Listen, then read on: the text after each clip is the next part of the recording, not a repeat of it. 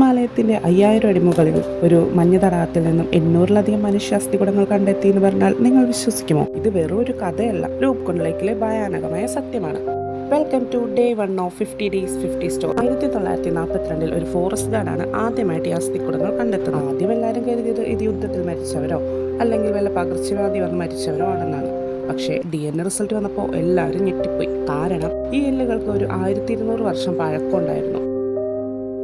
ഇനി ഇവരെങ്ങനെയാ മരിച്ചത്? യുദ്ധമല്ല, forensic studies കണ്ടെത്തിയത് ഇവരുടെ തലയോട്ടികളിൽ എല്ലാം ഒരു തരത്തിലുള്ള ഫ്രാക്ചർ ഉണ്ടെന്നാണ്.